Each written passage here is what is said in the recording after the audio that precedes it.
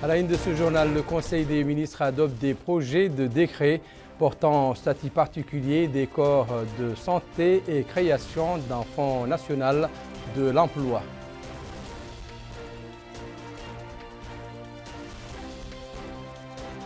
La population du Trarza apprécie la pose de la première pierre du projet de construction du pont de Rosso par le président de la République et son homologue sénégalais.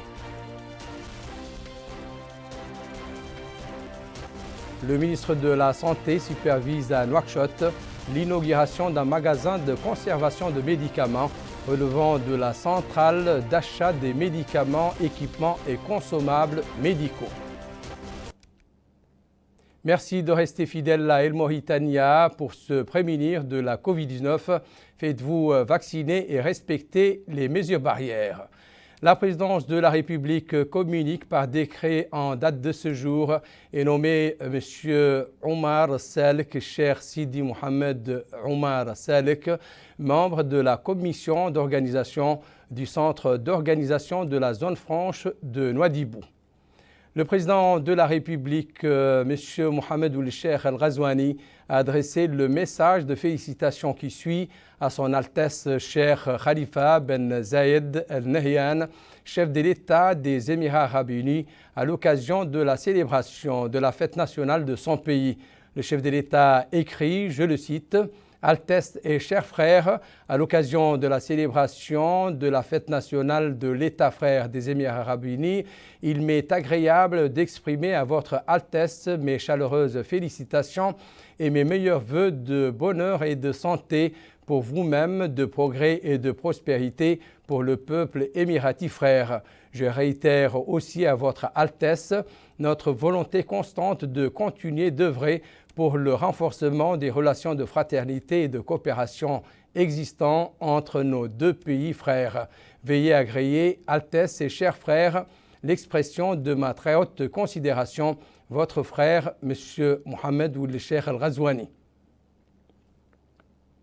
Le président de la République, son Excellence, M. Mohamed Ould Cheikh El Ghazouani, a également adressé le message de félicitations qui suit à son Altesse Cheikh Mohamed Ibn Rachid Al Maktoum, vice-président des Émirats arabes unis, Premier ministre gouverneur de Dubaï. Altesse et chers frères, écrit le président de la République, à l'occasion de la célébration par votre pays de sa fête nationale, j'ai le plaisir d'adresser à votre Altesse mes plus chaleureuses félicitations en souhaitant au peuple frère émirati davantage de progrès et de prospérité. Je vous renouvelle également notre détermination à poursuivre les efforts pour renforcer et développer les relations de coopération existantes entre nos deux pays dans l'intérêt de nos deux peuples frères. Veuillez agréer, Altesse et chers frères, l'expression de ma très haute considération, votre frère, M. Mohamed Ould Cheikh El Ghazouani. Le président de la République a également adressé un message à son Altesse le général Cheikh Mohamed Ibn Zayed Al Nahyan, prince héritier d'Abu Dhabi, commandant suprême adjoint des forces armées et président du conseil exécutif de l'émirat d'Abu Dhabi. Le président de la République écrit, Altesse et chers frères, à l'occasion de la célébration par votre pays de sa fête nationale, j'ai le plaisir d'adresser à votre Altesse mes plus chaleureuses félicitations en souhaitant au peuple frère émirati davantage de progrès et de prospérité. Je vous renouvelle également notre détermination à poursuivre les efforts pour renforcer et développer les relations de coopération existantes entre nos deux pays dans l'intérêt de nos deux peuples frères.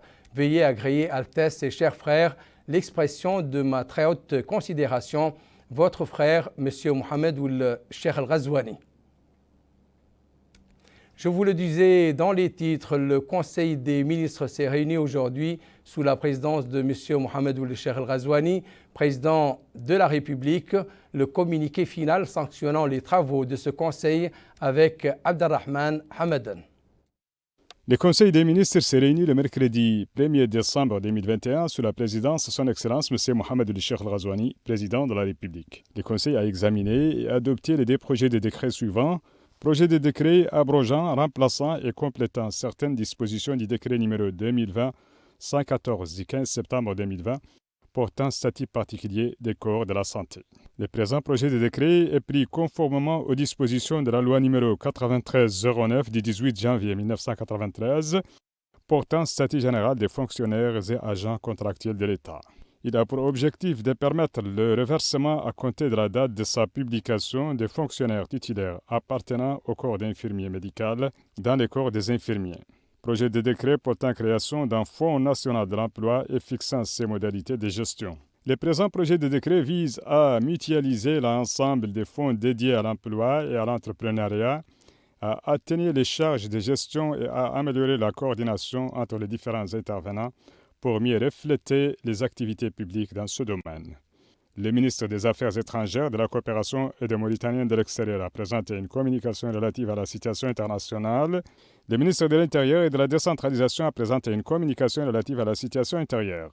Informé des résultats de la visite de travail effectuée par son Excellence le Président de la République et son homologue sénégalais, son Excellence le Président Macky Sall, le 30 novembre 2021 dans la wilaya du Trarza, le Conseil des ministres a adressé ses remerciements et ses vives félicitations aux populations de cette wilaya en général et de la Muqata'a de Rosso en particulier pour la grande mobilisation et la chaleur de l'accueil réservé au Président de la République et à son illustre hôte au cours de cette importante visite, durant laquelle les deux présidents ont procédé au lancement des travaux de construction du pont de Rosso, qui marquera une étape décisive de développement des relations d'amitié et de coopération entre les deux pays frères et contribuera significativement à l'intégration des économies de la sous-région. Enfin, à l'issue des travaux du Conseil, son Excellence, le Président de la République, a instruit le gouvernement à l'effet de prendre les mesures nécessaires pour assurer un rapprochement effectif de l'administration des citoyens, notamment à travers la redynamisation des mécanismes existants et la mise en place de nouveaux mécanismes innovants à même de consolider les acquis et de hisser les services publics au niveau des aspirations des usagers. Au cours du traditionnel point de presse organisé par le porte-parole du gouvernement, le ministre de la Culture, de la Jeunesse, des Sports et des Relations avec le Parlement, M. Mokhtar Ould Dahi, et ses homologues de la Santé, Sidi Ould Zahav, et de l'Emploi et de la Formation professionnelle, M. Taleb Ould Sid Ahmed, ont commenté les résultats du Conseil des ministres.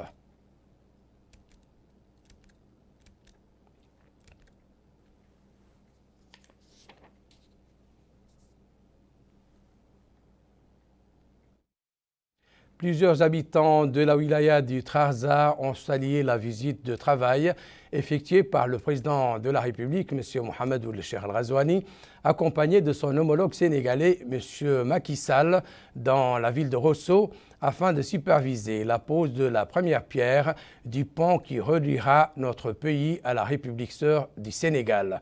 Bokar Baylaba. La construction d'un pont entre la Mauritanie et le Sénégal, dénommé Pont de Rosso, suscite un énorme enthousiasme. Les populations locales attendaient longtemps la mise en œuvre de cet ouvrage. C'est désormais chose faite avec la pose de la première pierre par les présidents mauritaniens et sénégalais Mohamed Ould Cheikh Al Ghazouani et Macky Sall. Cet homme affirme que d'importants projets ont vu le jour ces derniers temps au Trarza, comme les aménagements agricoles, les routes sur instruction du président de la République. Et la réalisation de ce pont est un ajout supplémentaire dans cette dynamique. C'est aussi le sentiment exprimé par cet homme qui affirme que la construction de ce pont se situe dans le prolongement et l'incarnation des relations ancestrales liant les deux pays frères, la Mauritanie et le Sénégal. Chez les éleveurs, là aussi, l'enthousiasme est à la hauteur de l'événement. Il s'allie à sa juste valeur la mise en œuvre de cet ouvrage qui contribuera à booster les échanges commerciaux, surtout dans le domaine du pastoralisme entre les deux pays frères. En définitive, la construction du pont de Rosso devra permettre de réduire la durée du trajet, de baisser les coûts de transport et de faciliter le développement des échanges commerciaux. À côté de ces retombées, l'ouvrage favorisera l'intégration régionale. La commission des finances de l'Assemblée nationale a consacré sa réunion d'hier, présidée par M. Bekay Ould Abdelkader Ould El Khou, son président, à l'examen du budget du ministère de l'Environnement et du Développement durable dans le projet de loi initial de finances pour l'année 2022.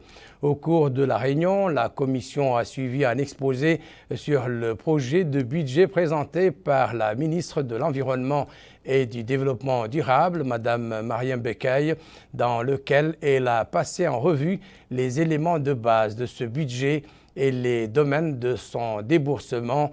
Le budget du ministère de l'Environnement et du Développement durable, je le rappelle, dans le projet de loi de finances initiale pour l'année 2022 est de 656 312 856 nouvelles ouguiyas. Le ministre de la Santé a inauguré ce soir à Nouakchott un magasin de conservation de médicaments appartenant à la Centrale nationale d'achat de médicaments et de consommables. Amina Mentrlil. L'inauguration du nouveau magasin de stockage de médicaments a été assurée par le ministre de la Santé, M. Sidi Ould Zahab. Le magasin de 2 étages réunit les conditions de température et d'humidité nécessaires à la conservation des médicaments.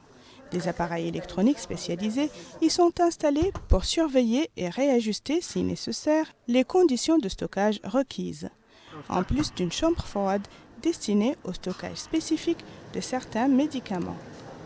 L'inauguration a également été l'occasion pour le ministre de la Santé de visiter les différentes composantes du magasin, dont des présentoirs en acier inoxydable et un ascenseur.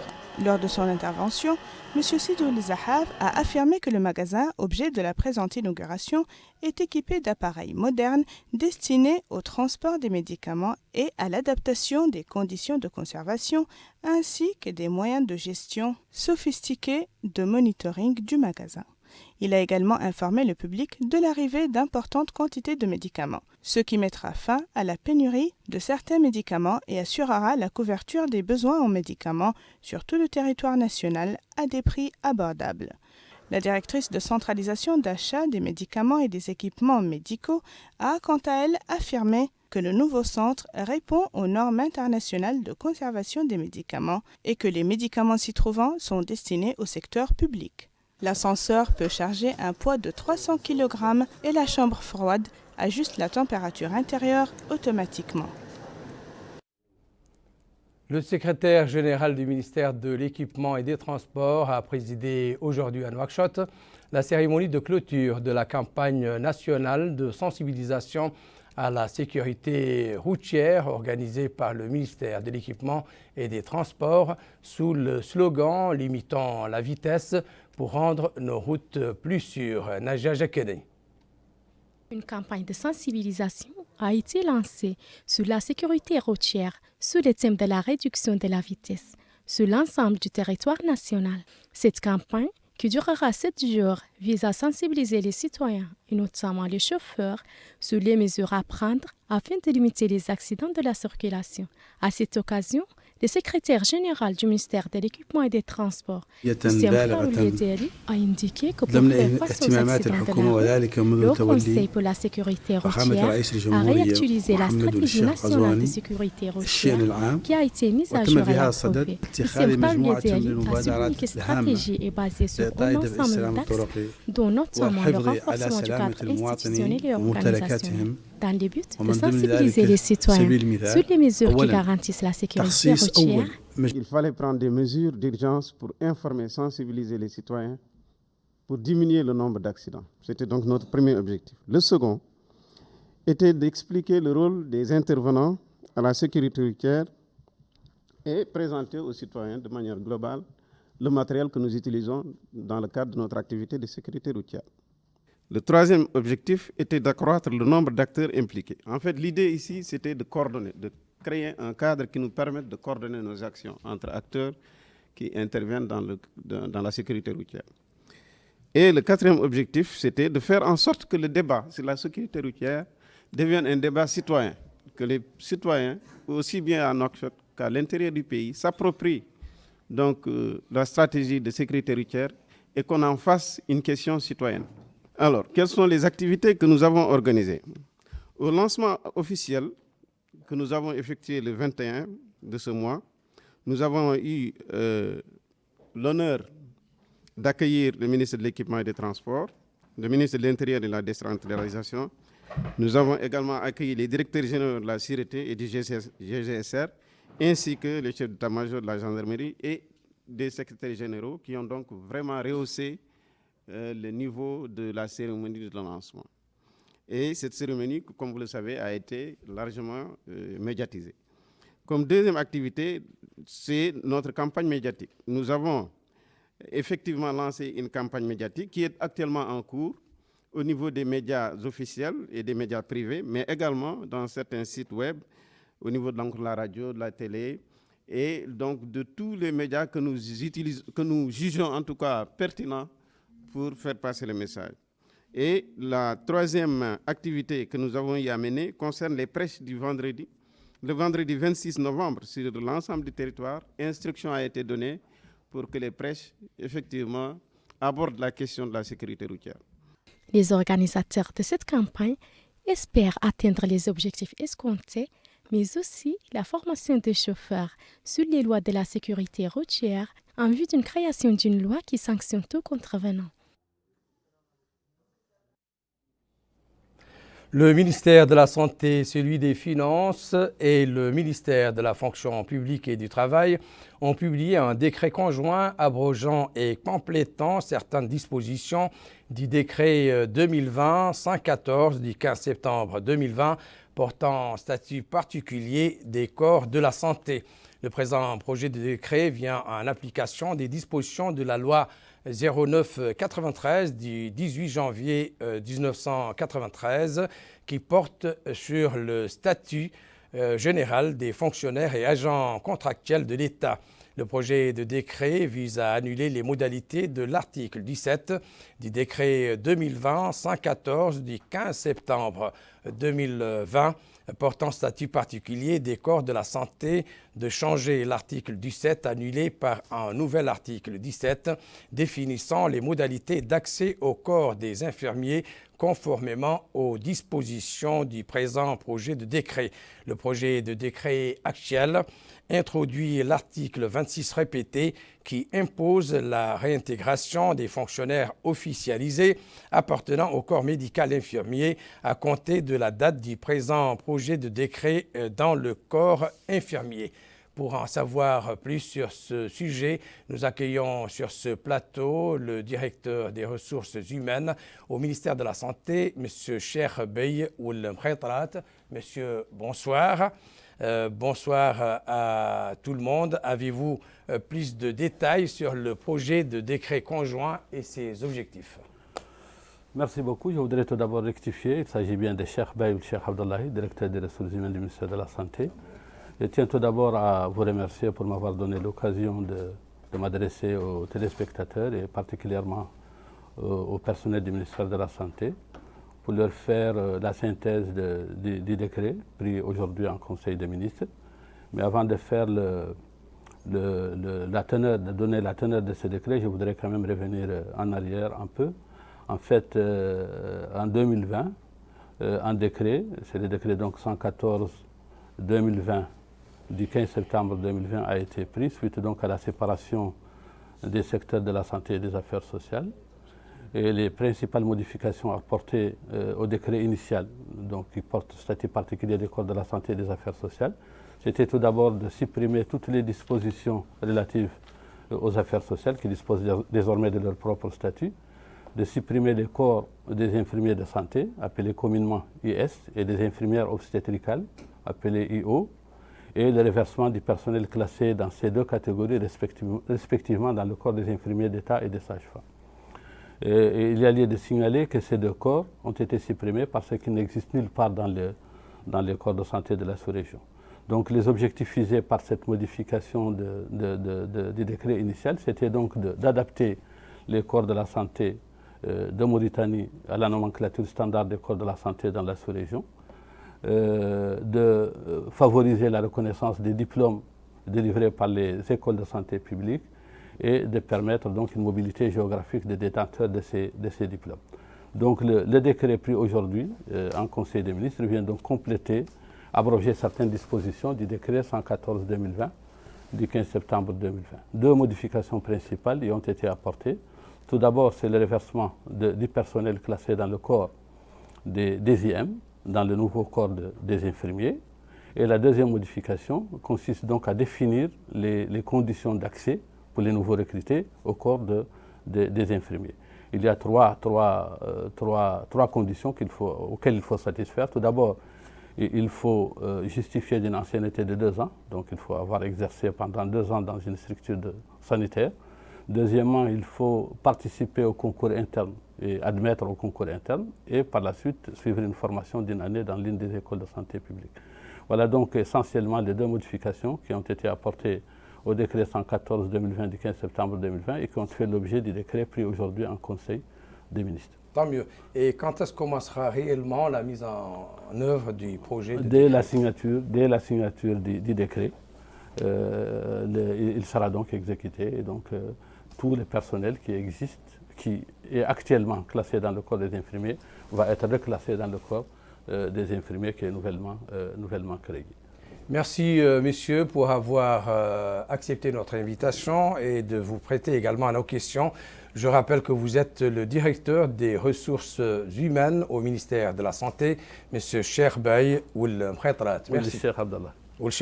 Merci beaucoup. Les travaux du colloque national de concertation sur l'avant-projet du décret d'application de la loi sur la chasse et la gestion de la faune sauvage en Mauritanie ont débuté aujourd'hui à Nouakchott. Cette rencontre, organisée par le ministère de l'Environnement et du Développement durable, vise à lancer une concertation sur la mise en œuvre du projet de loi sur la chasse et la gestion de la faune sauvage en Mauritanie. Aminata Khan.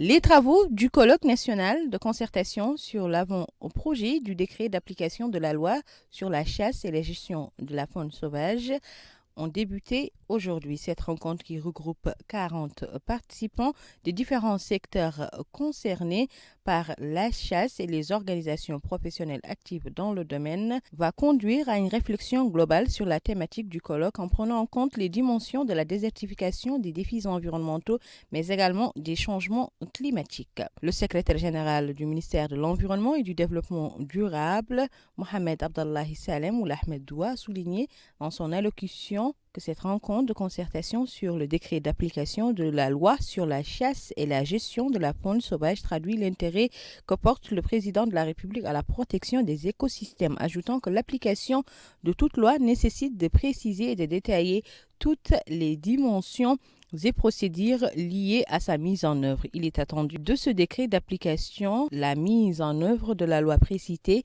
de favoriser la lutte efficace contre l'abattage d'animaux sauvages, notamment des espèces protégées ou dont l'extinction est redoutée, mais également de lutter contre la destruction de leurs sites d'habitation.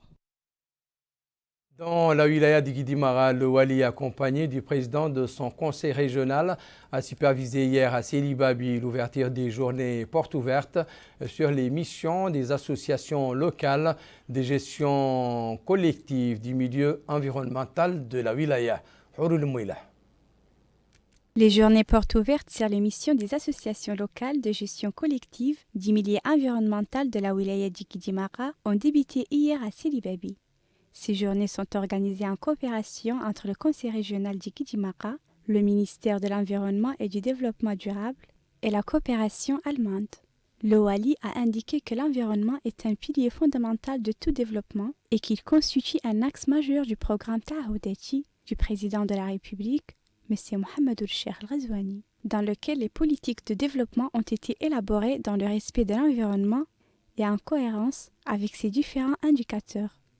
Il a mis en exergue la richesse et la diversité de l'environnement écologique de la wilaya et la multiplicité de ses ressources naturelles, qui constituent l'un de ses atouts dans le développement.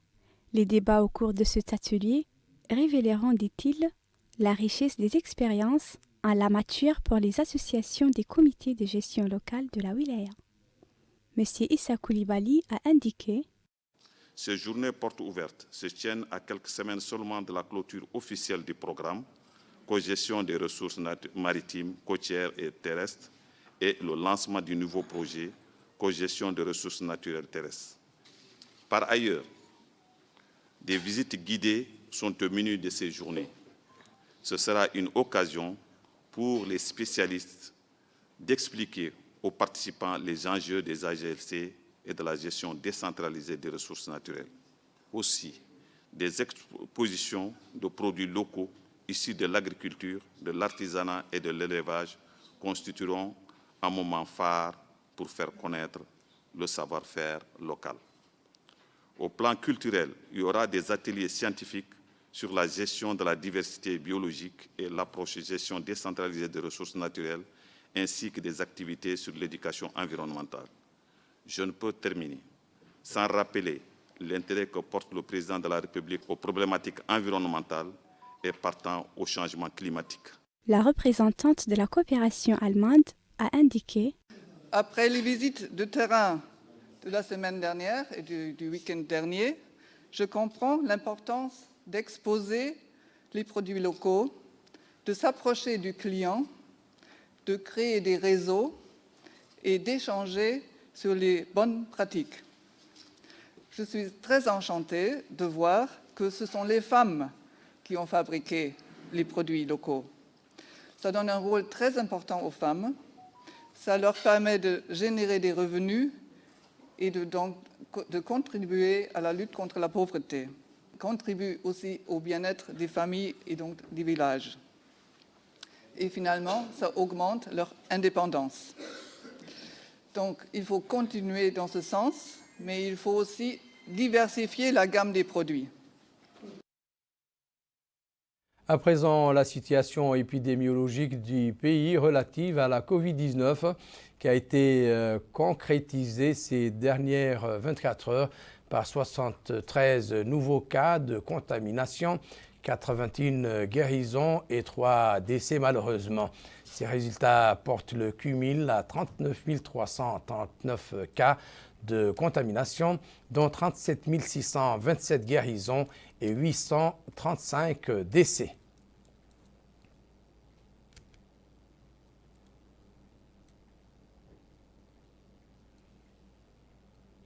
Le rappel à présent des principaux titres de cette édition. Le Conseil des ministres adopte des projets de décret portant statut particulier des corps de la santé et création d'un fonds national de l'emploi.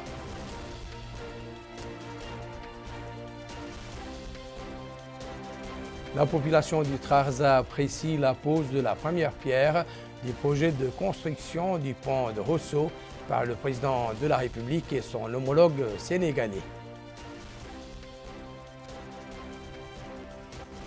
Le ministre de la Santé supervise à Nouakchott l'inauguration d'un magasin de conservation de médicaments relevant de la centrale d'achat des médicaments, équipements et consommables médicaux. C'est la fin de cette édition. Merci pour votre attention. Excellent moment avec le reste des programmes d'Il Mauritania. Au revoir.